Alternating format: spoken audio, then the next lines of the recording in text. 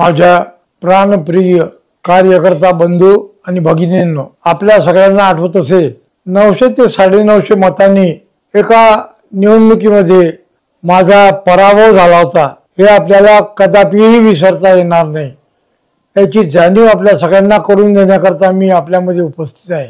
आज ही पहिली निवडणूक आहे की जी निवडणुकीमध्ये प्रत्यक्ष मी सहभाग घेऊ शकलो नाही।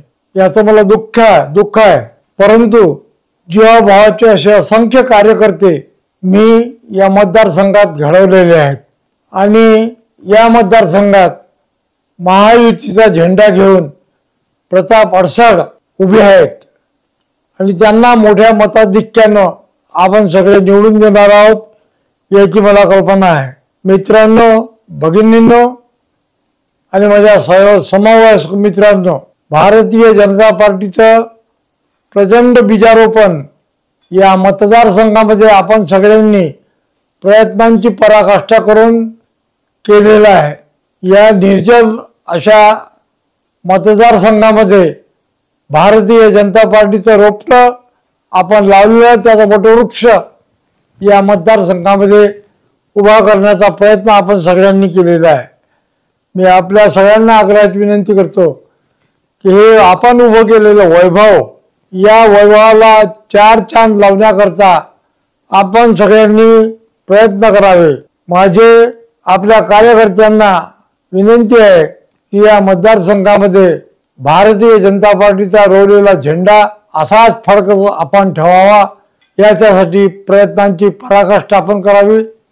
खरं म्हणजे या मतदारसंघामध्ये जीवाभावाची मित्रमंडळी, कार्यकर्ता मंडळी मी उभी केली आणि जीवाभावाचं रान करणारे, जीवाभावाची पर्वा न करणारे कार्यकर्ते या ठिकाणी आपण घडवलेले आहे। अशा मतदारसंघाचं वैभव वाढवण्यासाठी आणि भारतीय जनता पार्टी मोठी करण्यासाठी आपण सगळ्यांनी प्रयत्नांची पराकाष्ठा करावी। एक एक मत आपल्याला कसं जोडता येईल याचे सगळे प्रयत्न आपण करावे आणि एक मत कसं वाढवता येईल हाही प्रयत्न आपण सगळ्यांनी करावा, असं आपल्या सगळ्यांना मी आवाहन करतो। आणि मनभेद न होऊ देता आपण या मतदारसंघामध्ये भारतीय जनता पार्टीचा हा झेंडा असाच रोवावा। त्याच पद्धतीनं महायुतीचे उमेदवार प्रताप अडसड यांच्या पाठीशी आपण खंबीरपणे उभं राहून आपले सगळे प्रयत्न पणाला लावावे हीच माझी आग्रहाची विनंती।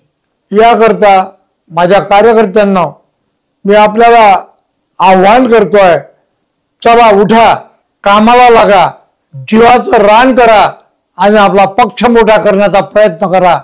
धन्यवाद।